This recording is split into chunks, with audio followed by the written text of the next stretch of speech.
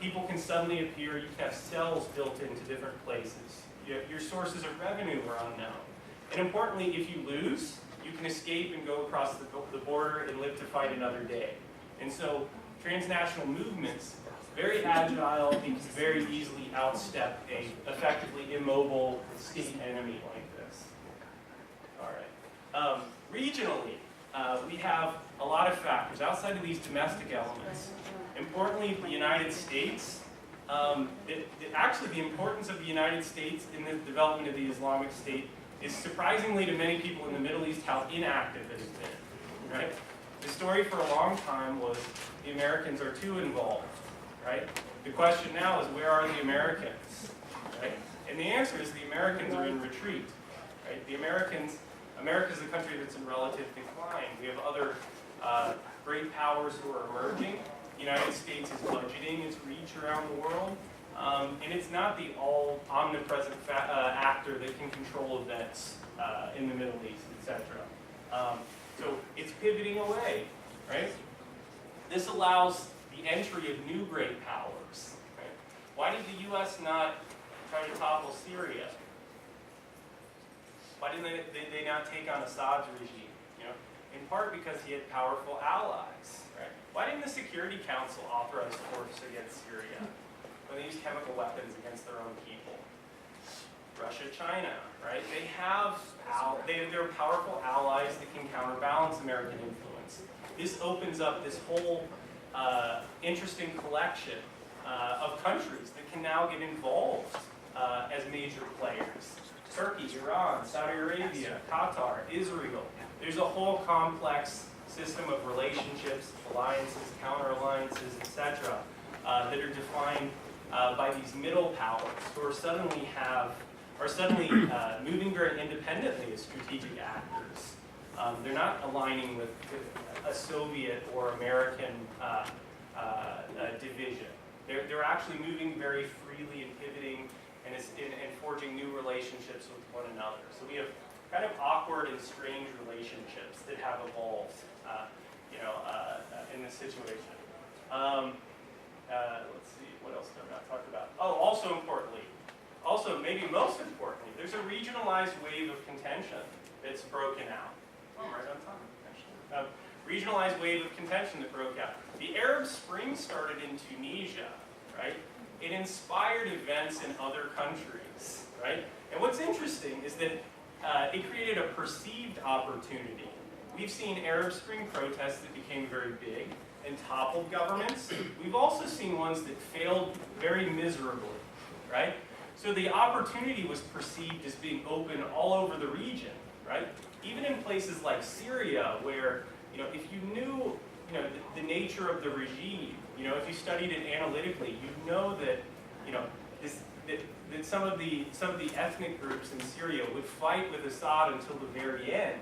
You would have known that these protests could go nowhere. The regime was not going to fragment. The regime was not, going to break down completely in the face of protests.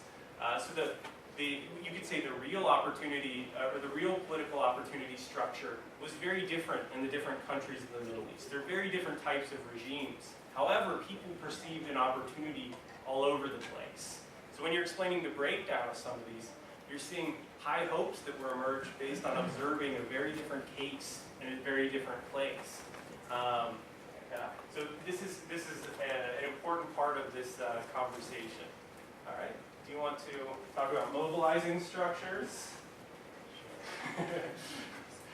So the last two tools of this too are, you've got this opportunity, the stage is set. So what brings people together in mobilizing structures, and importantly, how do people frame their concerns to appeal to these audiences? So I'll let Dr. Riggs connect the dots there. Thank you. Thank you, Professor Hess. That was a great opening to what I want to talk about, which is, broadly, is the Islamic State Islamic? Right? That would be kind of the opening question, and I'm going to try to define the parameters of what we mean when we say Islamic in the context of the Islamic State. And so first, I want to talk about a little bit about, he has a nice definition here, Professor Hess put a nice definition here of what a mobilizing structure is within this theory of transnational social movements. And it's a good question, right? What are the social bonds that bind the Islamic State together? So there's a number of answers to that. One is tribal. Especially in the context of Iraq. Tribal structures in Iraq are alive and well. Now, some of you may think of tribe and think of some kind, have certain stereotypes in your mind of what that means. But when I talk about tribe in the context of Iraq, what I'm talking about is a sense of belonging within a perceived, very large, extended family structure that has a specific name given to it by the purported ancient ancestor of that tribe. So it doesn't mean a group of people living somewhere in the desert in tents, and that's a tribe, right? It means you have a certain nickname, let's say, attached to the end of your name that identifies you as part of this specific group that would appear invisible to an outsider looking at Iraqi society.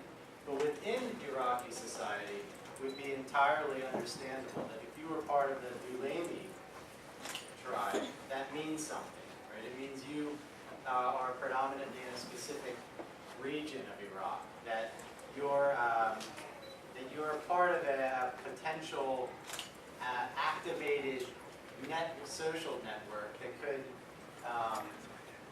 play a role in local politics, for example, or even within the national government. So that's one social bond.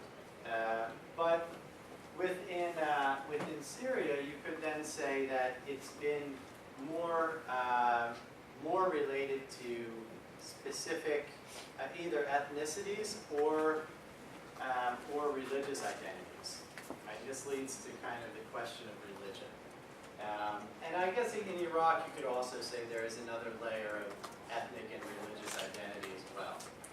But in Syria, you're not going to see the same prominence of the tribe.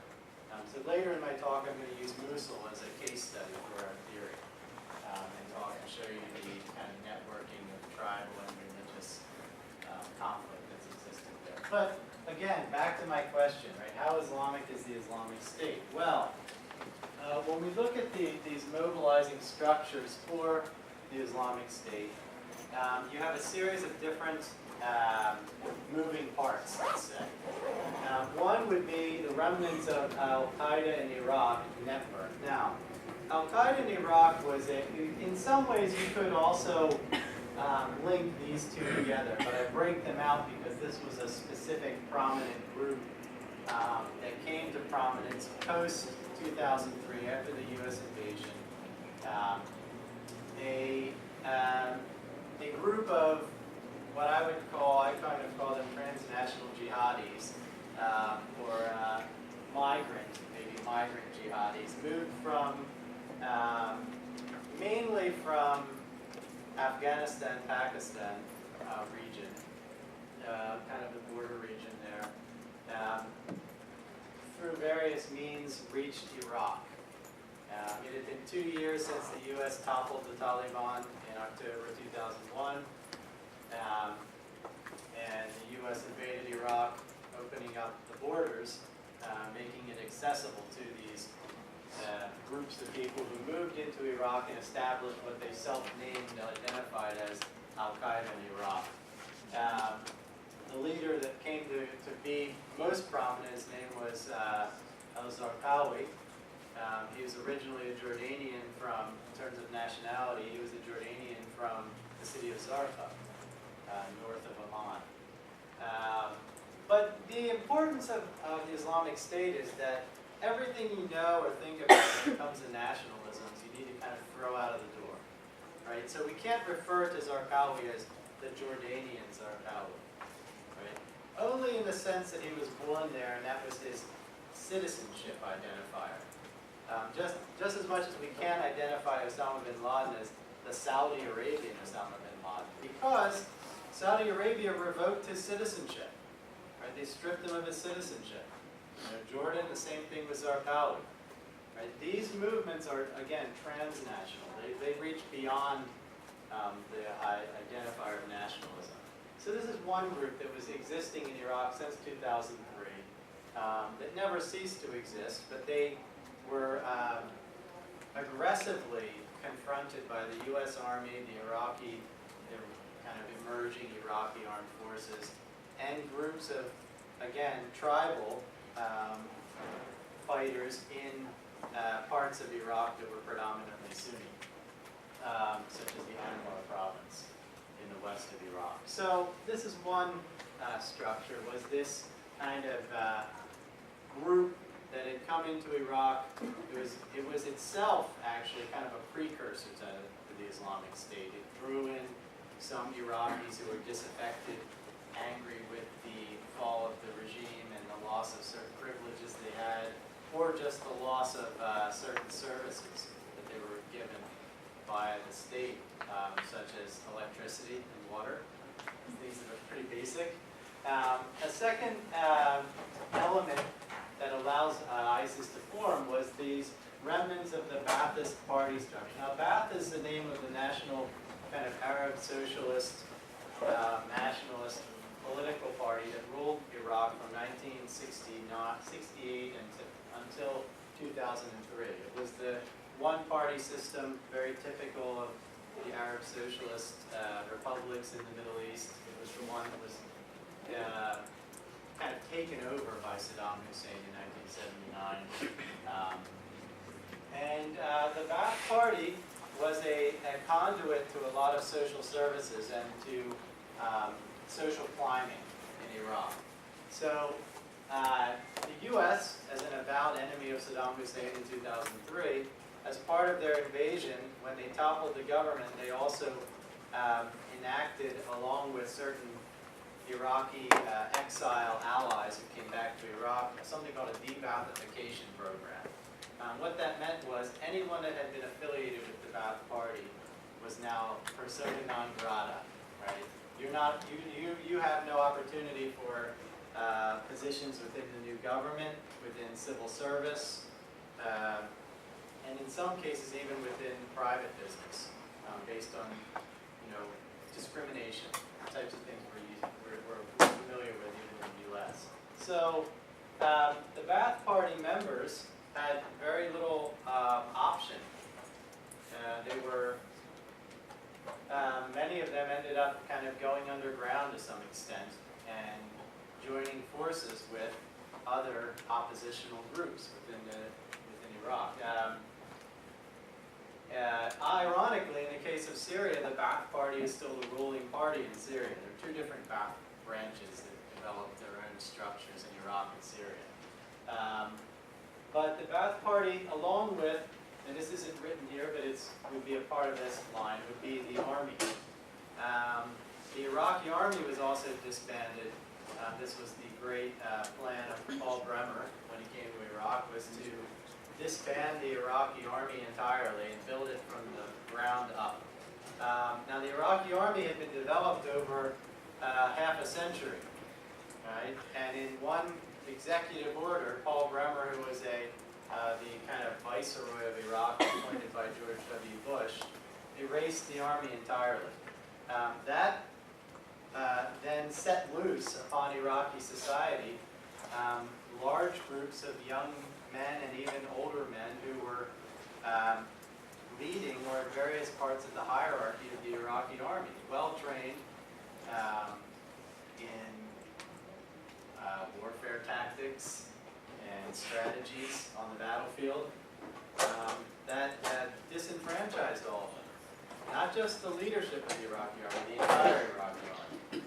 Now, if you're wondering how the Islamic State has been so successful in terms of conquering territory, all you have to do is look very closely at the strategies they've used. They are pure military strategies. These are not wild-eyed fanatics running through the desert, waving a gun in the air and kind of shooting wildly. These are well-organized cadres